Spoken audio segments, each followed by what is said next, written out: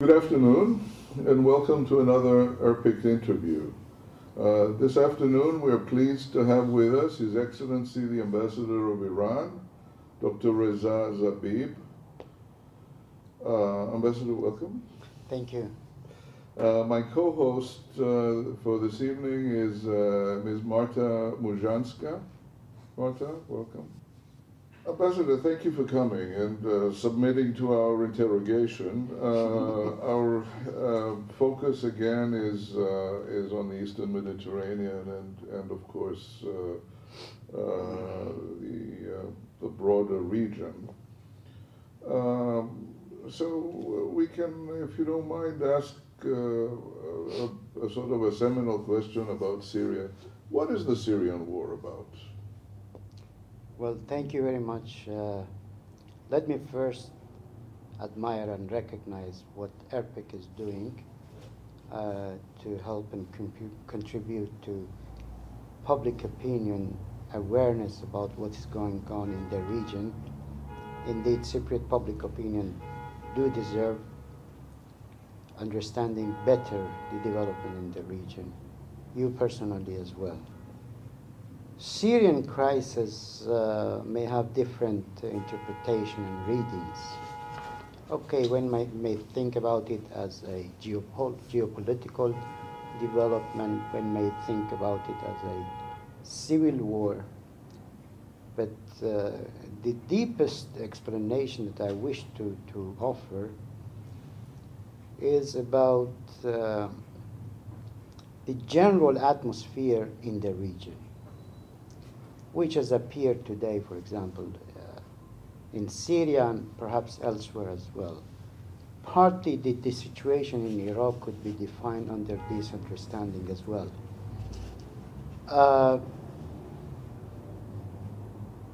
We have in our region a huge request for political change. In some way or another, one may define this situation under the concept of political development, which is introduced in political sociology, let's say. Political development means more democratic, more diversified system of ruling. The historical development in the region has led to such kind of request from the society seeking their own identity, seeking a better performance from the political system, and so on. On the other hand, all over the region, we may say, we have old traditional, or let's say what they call it, a patrimonial system, who is mainly in favor of status quo. In power, nobody would be willing to lose his situation. But in the area, in the region, the seminal again point was the First World War. After the First World War and the demise of the Ottoman Empire, you had these new states, the new nations, the new borders, although one can criticize them, there was a new start. That process seems to have stumbled in a way. And the question is it a disillusionment with Westernism? Is it disillusionment with liberal democracy? Is it a disillusionment with what is it? I mean, the Arab Spring? What is at the heart of the Arab Spring? Because we thought that the Syrian issue, as was Libya and other places, started with this demand for more democratization. At least this is what we thought in the West. Mm-hmm. Is that not the case? I mean, is it about Assad in Syria? Is it all about Assad, or are there deeper reasons underlying and deeper causes? As you rightly mentioned, what people wish to call it Arab Spring, and we call it Islamic Awakening, swept the whole region. It's not limited to Syria or Iraq. As I mentioned, it's a legitimate request from the society toward the change, confronting those arguments of status quo coming from the leadership. Okay. Now, starting from Tunisia, moving toward Egypt, the third step was Libya, and the fourth was Syria. Here, the second argument, the status quo argument, thought that it's better to stop the wave, the so-called Arab Spring or Islamic Awakening, over there before reaching our border. Mm. So they started intervention. They started equipping this and that group in Libya. They is who? The West? I would say the West with certain Arab countries. Mm. Yeah. But in some ways, the first country to be Islamically awakened was Iran. Of course. 79. So you feel justified that the history is catching up with you, or the historical process is being accepted? Because, again, some people in the West see that and they're threatened by that. It's not a threat. You know, Iran, as a very big historical nation and country, has been playing the role of prime mover 3 times in the contemporary history in the region. Once, early 20th century, during its constitutional revolution, we had an uprising which is called constitutional revolution, early 20th century. Second time, it was nationalization of oil in 50s. Iran again was the first. Then in early 20th century, Iranians were the first nation in the region seeking constitutional rule of law, new concept of ruling. In second wave, which was nationalization of oil and energy resources, again Iranians were the prime mover nation to call for nationalization of the national resources. Actually, at the time, though, what was the government of Iran like? I mean, was more democratic, or was under the Shah? It was under the Shah, this nationalization movement led by a coalition of Prime Minister Mossadegh, which was hosted by an American-British coup, and a great Grand Ayatollah called Ayatollah Kashani. Yeah, the movement was led by a coalition of 2 leaders. But brought forth by the Shah later. Yes, of course. Completed by the Shah. Yeah. Well, actually derailed by Shah, the movement. You know, the decision and the request of the people was to fully nationalize the oil and national resources, energy resources. But when the American and British succeeded by a coup, then derailed this social request and formed a new sort of consortium, to explore the sources, energy sources of Iran. I was arguing that the Islamic Revolution was the third wave of Iranian and Iranian nation being prime mover in the region. So, I mean, in Syria, is there an energy dimension? No, I don't think any energy dimension. In Syria, Syria is a mirror of confrontation between two arguments. The argument for change, the argument for status quo. Okay, internally, it's a bit complicated. Whether Assad represents... The status quo being Assad, or is no, it no, more no, complicated? no, Yeah. no, the whole story. I'm talking about the whole situation in the region. Okay, when it comes to Syria, the story is a bit complicated. Here, Assad might be representing the status quo, and other party representing change. But no, those forces behind the status quo thought to misuse violence, sectarianism,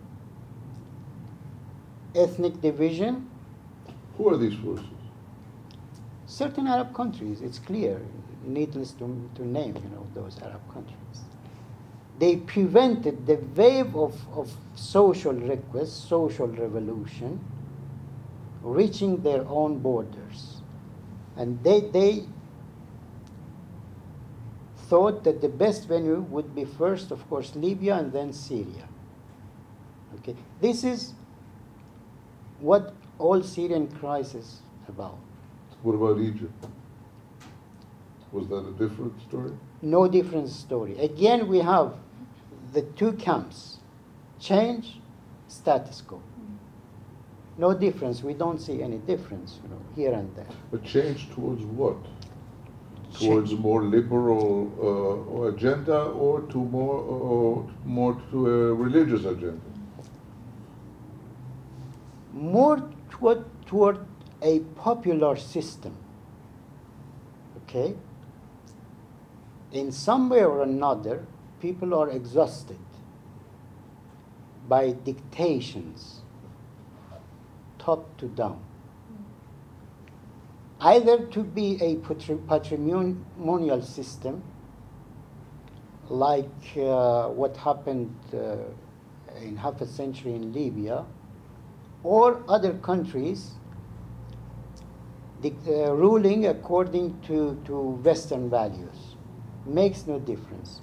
People here in the region, people have their own identity. This is their own understanding that they have a distinct identity, and they are seeking this very identity. But this is the point, because popular or populist or anything to have in that, using the derivatives of the word, could suggest two things. One, representative democracy side towards there. In other words, that the will of the people is taken into consideration. And on the other side, you could have populist, in other words, exploiting people, exploiting people's weaknesses and feelings, etc., in order to establish an autocracy. No, we're talking about the first concept. The first concept, yeah. Okay. Then the interesting then point is, since the Western culture professes to be the champion of popular will,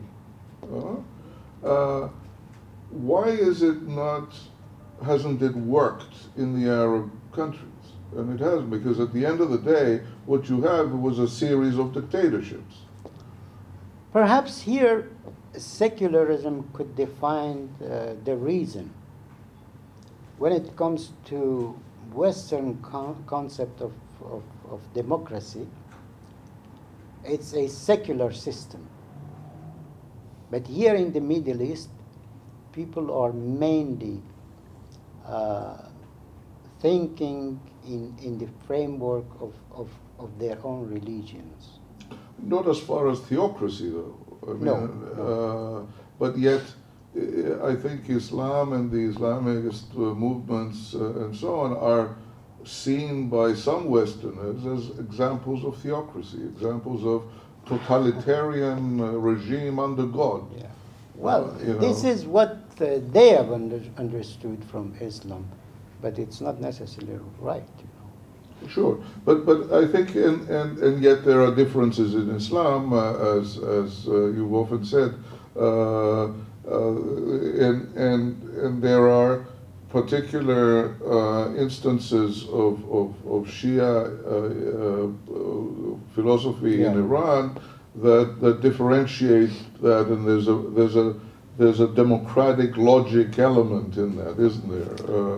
Well, if we wish to go to this very argument, then we have to concentrate either only on Iran or Shiite Islam. While I would accept that the dominant religion in the region is not Shiite, of course it's Sunnite Islam. I wish and I prefer to put it in a different way. We have Western style of democracy. Here, because of cultural differences, I would say people are seeking an indigenous style of democracy, a democracy that could reflect elements of their own identity. So what sort of a system are we talking about in terms of political systems? What sort of political system would be a perfect alternative to dictatorships in the Middle East? To my understanding, this would go rather to the very atmosphere of real politics in some way or another. When it comes to this question, to our understanding, we shall leave it up to the people in each and every country. This nation may decide of a more secular, and the other one may decide and choose a more religious system. On that, what is Iran's goals in Syria? What we are looking in Syria is what we may talk about it of our own aim in the whole region. You know, we are against double standard. We are against selective approach to this and that country. One should be able to define certain principles and apply it everywhere. Right, but beyond principles, let's say you do that, but specifically in Syria, what would you like to see at the end of the day? A federal Syria? A divided Syria? What? I mean, what would be, because again, it's the philosophical principles, the religious principles, but also the geopolitical issues. And Iran, if nothing else, over the centuries, has been a geopolitical player in the region and beyond. So, you know, what from a pragmatic geopolitical, geostrategic point of view, what is Iran trying to accomplish? Iran is an old country in the Middle East. Middle East is our homeland. Everybody wishes to see his or her own home stable, peaceful. This is one of the main goals we have in the whole region. In Syria, by creating a balance in Syria, because if, for example, the Alawites are destroyed in Syria, Shiism is destroyed in Syria, this would be bad for Iran, of course. Generally speaking, conceptually thinking, we are looking in Syria like any other country in the region. We think there is, I mentioned two confronting arguments. We may put it in another way. There is a process social political process versus a political project. Mm. We are in favor of a political social process. We have no problem. What we are seeking over there is to bring about, to maintain a peaceful atmosphere where the Syrian people could choose, could decide about shape and quality of their system. Whether this and that politician could be the leader. Yeah. Whether it should be more secular or less secular. Whether it should be federal or not. To our understanding, these are not issues that should be decided upon by foreigners. But, Yeah, but sorry, go ahead. in your own view, I mean, we've got three main communities in Syria, right? We've got the Alawites, we've got the Sunnis, and we've got the Kurds. What is the solution which would be the most feasible, the most acceptable to all the three communities, in your own opinion? The solution is what a Syrian dialogue could lead to. Everybody should help Syrians, either if they are Kurds, if they are Alawite or Sunnite. It is our aim and it is our mandate to help them, sitting side by side, talking and reaching a compromise. Nothing beyond that. It's a matter of Syrian decision, not Iranian, not Arabs, not Western, no. But surely what's happening is the opposite of that, because you have more countries jumping in. Turkey is now involved. Iraq has been involved. Russia is involved. You're involved. Hezbollah from Lebanon is involved. So some Lebanese interests there, obviously. So it's getting more complicated. It's getting more complex and more less Syrian and more the business of everybody else. Yeah. How can you turn around and then say, okay, it's enough? Would it happen after ISIS is gone? After Raqqa? Could happen. Toppling down the ISIS could help the process. Would that be the end of ISIS, No, or would they no. disappear and come back as something else? No, they, to our understanding, well, ISIS as an occupational terrorist forces could disappear in Raqqa or Aleppo. Because what is ISIS? ISIS is its support, and it's grassroots support, and it could go back underground and come back up, like the Taliban in Afghanistan, for example. Look, I mean, they're difficult to confront. They're a little bit easier in Syria because they took territory and they're defending territory. But as soon as they lose that territory, they could go underground and come up wherever they manage to again. If you have how do you deal with that? This is the problem. If you have an organization of 80,000 guerrilla, very well equipped, very well financed, being capable of occupying 1/3 of, for example, Iraq or a good part of Syria, then this should not be an institution established overnight. Sure, but again, who's financing them? I have a feeling I know the answer, but is it the powers that support traditionalism and the traditional powers that you said before? Yes, indeed. Yeah, but so they're on the wrong side of the argument, though. If tradition or conservatism or whatever is supported by Assad, they're supporting the people that want to overthrow Assad. No. So they're for change. They are for change of Assad. They're for change of Assad, not of... Not the whole political the change. whole political change. As I mentioned, Project versus process. Okay. It's a project to change this very system in Syria. But the process... The regime, not the system, maybe. Maybe.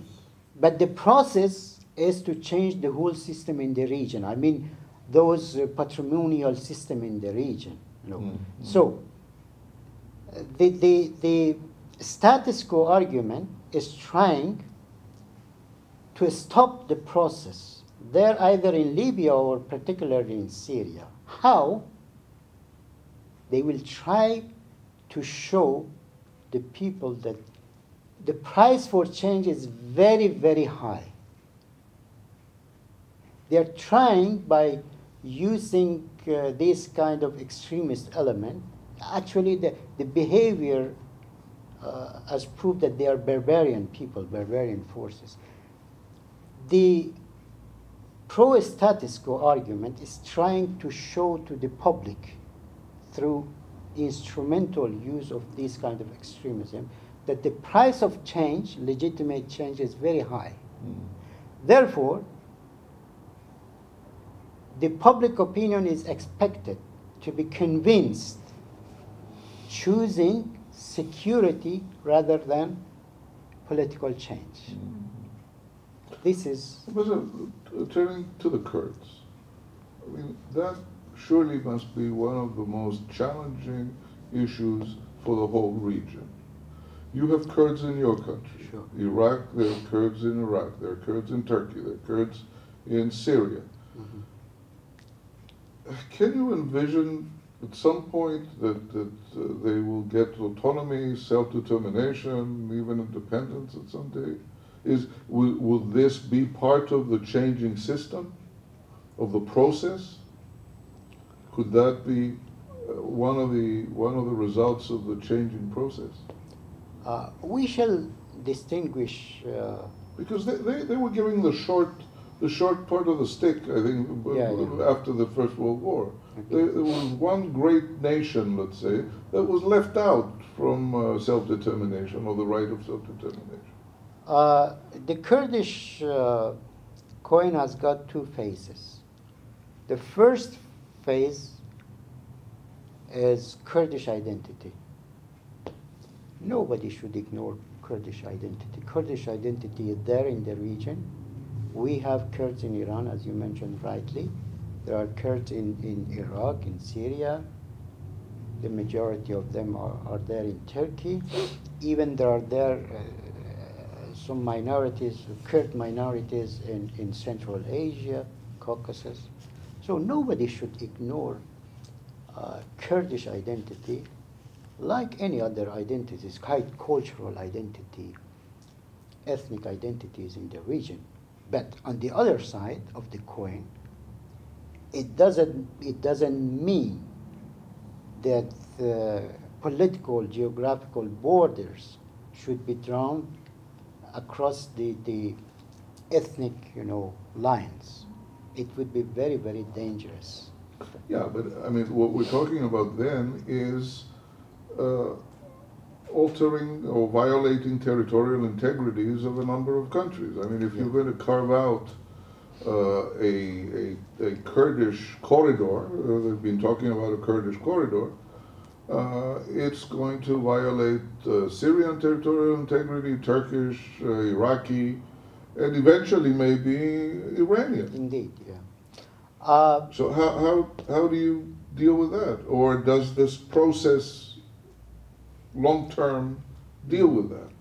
We are in favor of recognition of all identities, cultural identities, linguistic, I don't know, in the region. But when it comes to drawing the borders, at least for ourselves, we are, as I mentioned, we are against drawing the political borders across the linguistic, ethnical lines. Okay, at the end of the day, this or that nation in the region may get to a compromise for self-determination, for I don't know, more power sharing, a better power sharing. It could be Syria, it could be Iraq, it could be Turkey. We have no problem with this. More autonomy maybe. Mm-hmm. But generally what we are thinking, and we are in favor of that, is first recognition of identities. The identity, yeah. May I ask more specifically about the Kurds in Iraq? Because this is the Kurdish community which is the closest to reaching independence. What are the relations between the KRG, Kurdistan Regional Government, and Iran? We have excellent relation with this region.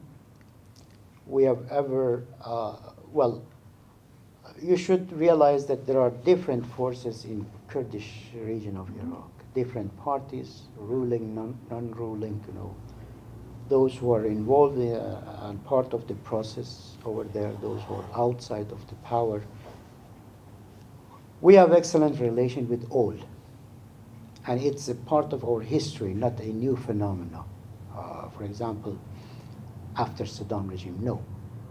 Kurds have been in touch with Iran, I mean Iraqi Kurds, as early as 70s. Most of the Kurdish politicians, either they speak Farsi like me, or have an Iranian passport. They have been living in Iran, in a city very close to the capital, Tehran. It's called Karaj. No, it's a province. They have their own villas, their own investment over there.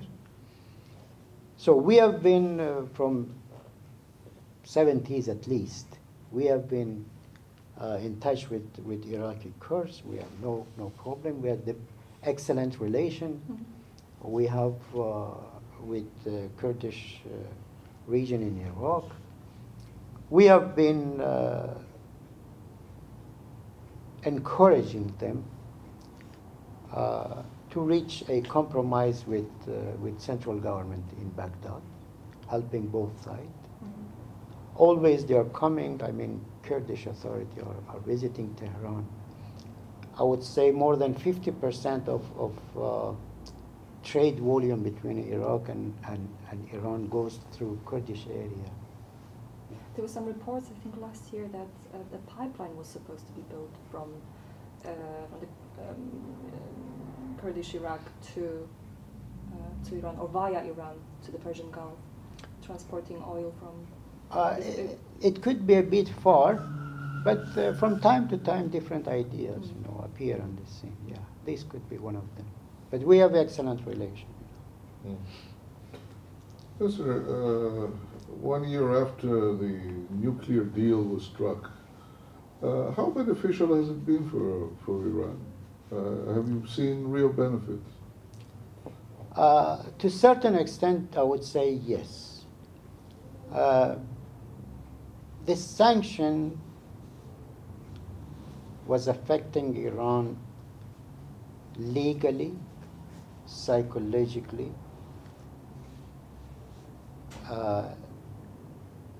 For the time being, we may say that there is no psychological atmosphere around that concept of being sanctioned. Legally, most of the sanction, when it comes to UN sanction, EU sanction, unilateral sanctions are removed. The remaining part is only US sanction, the so-called primary sanction. Are they supposed to come off as well, or not? Or it's no. No. No. But they have eased it. I mean, the Treasury, U.S. Treasury, obliged under nuclear deal, they've tried to ease even the primary sanctions. We have started attracting investment, a good investment. Mostly in the energy industry or across the world? In all infrastructures, in energy, transport, aviations. We have introduced more than 200 millions of projects in energy sector, and there's something like 100 billion in road and transport. Yeah, the latest agreement signed something like 2 weeks ago with Total from France for investment in an oil project. President-elect Trump, though, said that it was the worst deal for the United States that the United States ever made, and that you're benefiting from it, but the U.S. is not, and that he's going to do something about that. I mean, lately I saw that you had very quickly exported heavy water after it was suggested that you were hoarding it. Have there been serious discussions or allegations about have there been allegations about cheating on because that was a big concern when it was being negotiated. Yeah. I think, in fact, I was seeing some discussions on how far you really were from a threshold of nuclear capability, and that it only slowed you down by months, and you could do that in very few months, etc. Okay, you represent your country, obviously. But what is the Iranian view of this? It seems that you are gaining benefits from the deal. So it seems that one would think that you're not going to very lightly discard it. Are you concerned that the new administration in the U.S. will do away with the deal?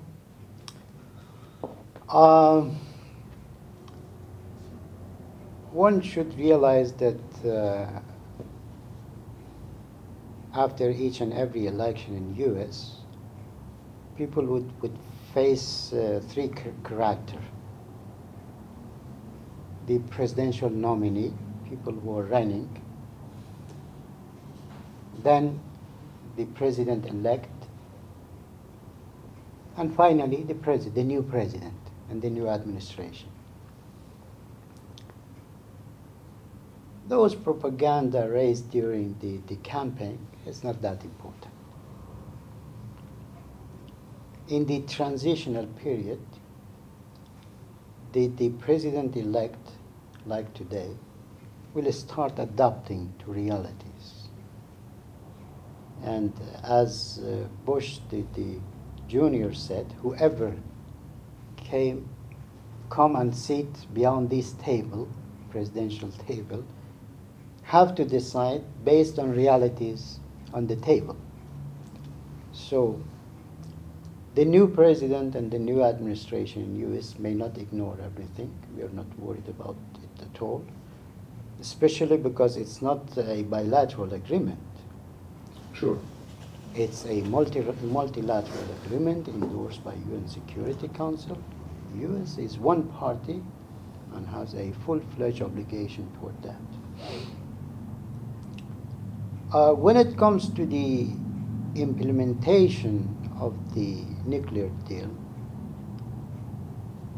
the main referee here is the International Atomic Energy Agency.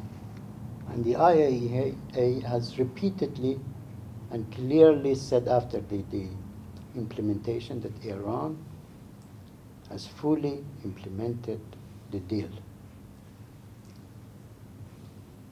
What we are benefiting, of course, there are some investment benefit, legal benefit, but the main benefit of the deal for Iran was that with the nuclear deal and the negotiation, we proved that the Iranian nuclear program has ever been a peaceful program. This is the main benefit for Iran. We believe that under any circumstances, this will remain. And whoever tried to ignore the deal will lose around this very concept.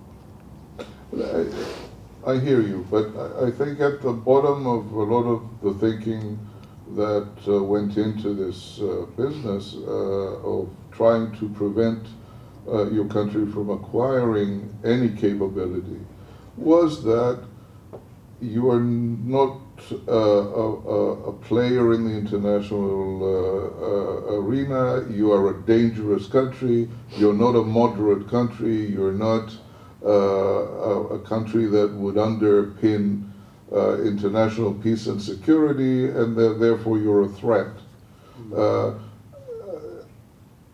I think it behooves you to slowly prove, not to us, but to your country, to prove to the international community, and I think this is partly what your policy is about. Mm-hmm. But it means, though, that you're going to have to normalize relations with a lot of countries that you've had problems with and you're continuing to have problems with. Yeah. That's a big challenge, because I think, there are other countries that are having peaceful nuclear programs and nobody's concerned about them. But with your country, a lot of people are concerned about it. So I think for them to stop being concerned, they need to not to be concerned about your motivations. Mm-hmm. So this is, I think, the biggest question and the biggest challenge for your diplomacy, for your policy, and so on, is to show that you are a legitimate player in the region and globally, and you underpin international peace and security. What are the steps for that? You're faced with relations with Saudi Arabia, bad relations with Israel, other countries. How do you deal with those, or is it too early? Well,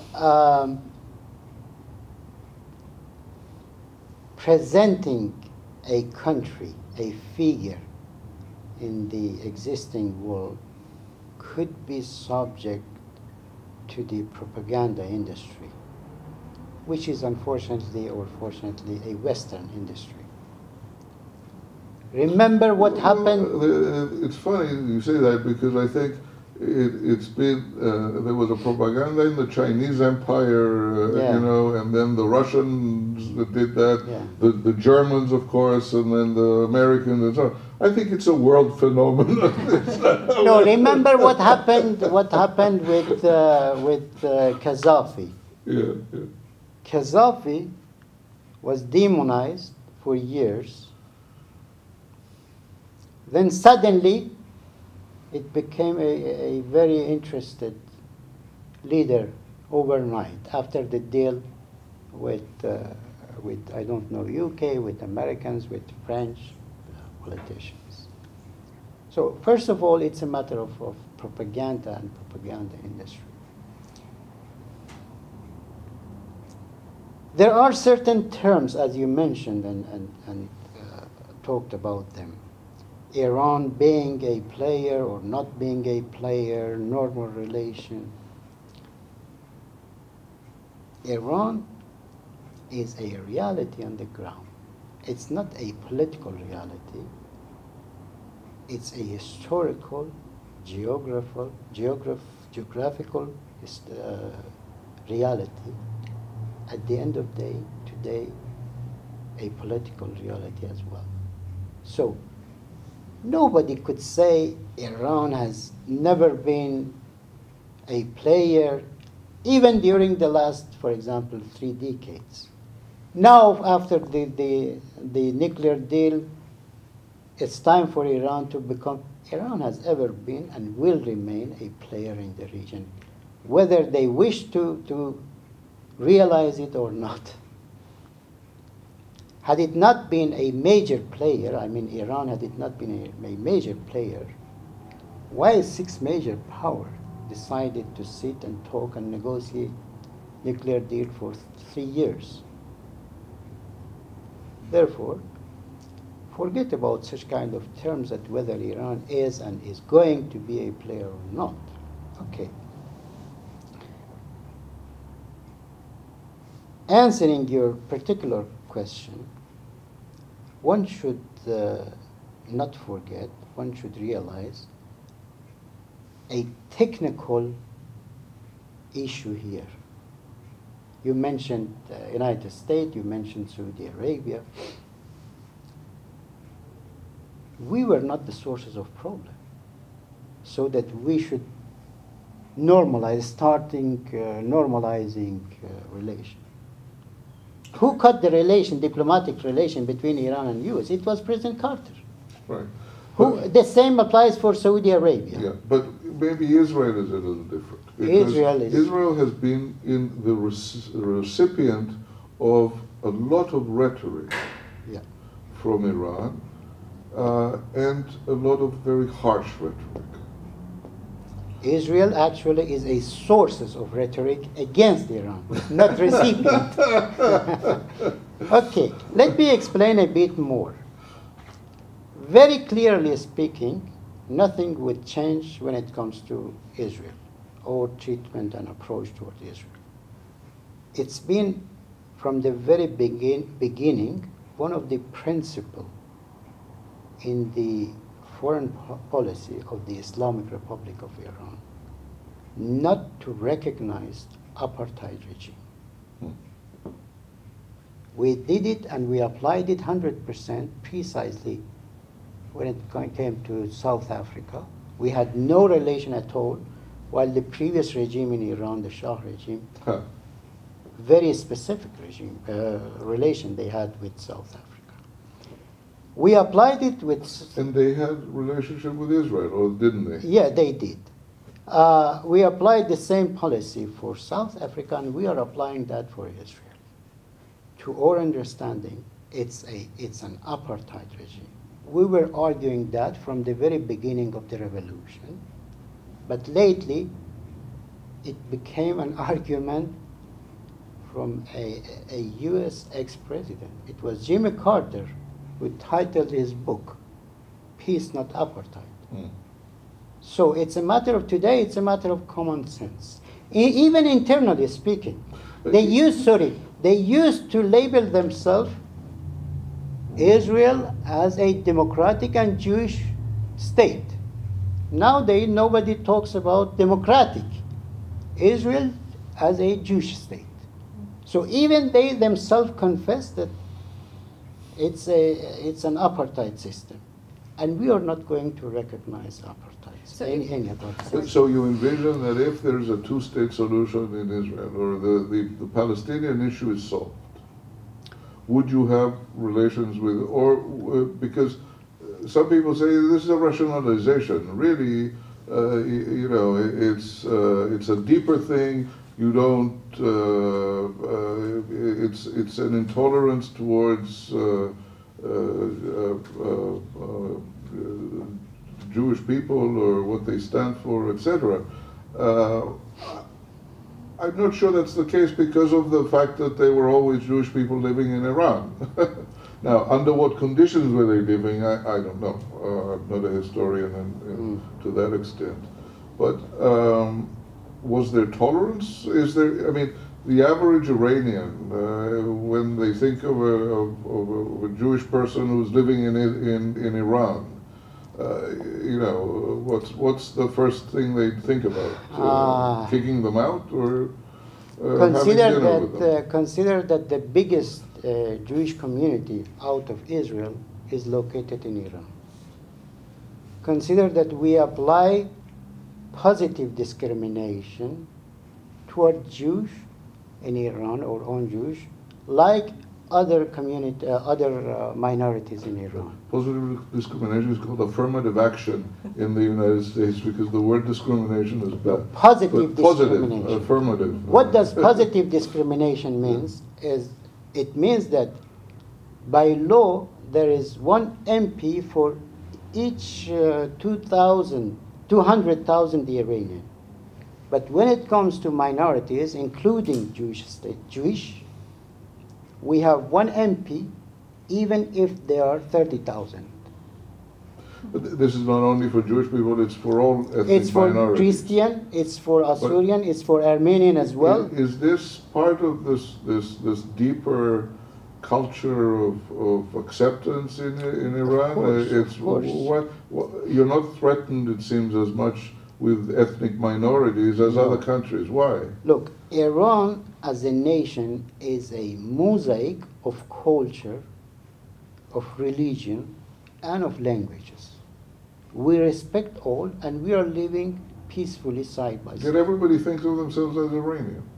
They are, everybody think in Or Iran, do they? everybody think of himself or herself first as Iranian, and then Shiite Muslim, Sunnite Muslim, Baluch, Kurds, Lur, Jewish, you know. It's what in the political science they call it nation building process. Nation building concept and process accomplished, finished in Iran long ago. If you want me to put it in this way, the development in the whole region is about nation building. The nation building in other countries who are subject to turmoil is not completed yet. It's an effort toward nation building. When you have a finished nation building, people, the citizen would think of himself or herself first as Iranian, and then. Is this part of the process that you alluded to before? This sort of that Iran is promoting this sort of historical process of self-determination. Of course. So it's. Therefore, yeah, there are chances, and the supreme leader in Iran has clearly mentioned that there is a chances for rapprochement between Iran and U.S., provided that they could revise their policies. Unfortunately, even during this recent development in relation, which was the nuclear deal, they couldn't help very much, you know, the confidence, which is very required between two nations. We need a confidence building process to reach that positive moment. It's up to them. Again, when it comes to Saudi Arabia, it was Saudi Arabia who cut the diplomatic relation. Therefore, they should start. But when it comes to Israel, it's you know, it's a self-explanatory phenomenon. I mentioned the question of this cultural, political concept,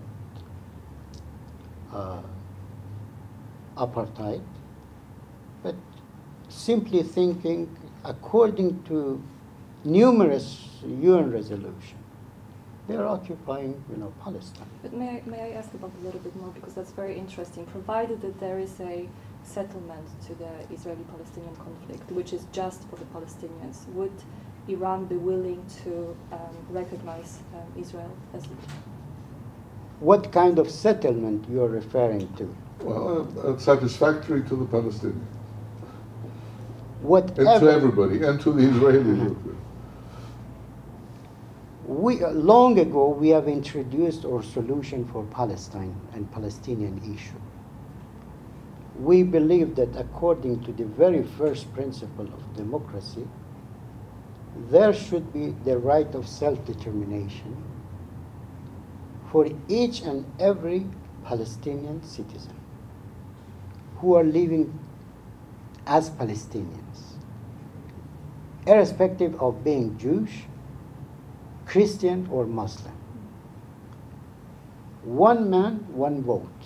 This is the first principle of democracy. If there could be a solution based on this principle, of course, we have no problem with that. But if it's a project... But that brings us to the Cyprus issue, Ambassador. And that is the whole issue that's being discussed. It's group rights versus individual rights. And in all cases, we talk about self-determination of each person. If you group people up and they mustn't lose their group rights, you automatically violate individual rights. Because in order to safeguard the group, you have to dilute certain individual rights. So, and the essence of the Cyprus issue, one of the main key points, because there's security and there's regional security and all of the rest of it that is part of the parcel. But this is it. It is on one side trying to protect the group versus trying to secure individual rights and human rights and individual freedoms and so on. So, and that is the cutting edge. What they're talking about and trying to negotiate in Switzerland is that dividing line. How do you ensure that there is a majority of Turkish Cypriots in the north, and at the same time not violate the rights of all Cypriots to travel and live, etc., freely everywhere where they want, and so on. So there's a problem there. You can either do one or the other. So I'm not asking you to solve the Cyprus problem. Nobody has been able to so far. And anyway, you put a lot of diplomats out of business.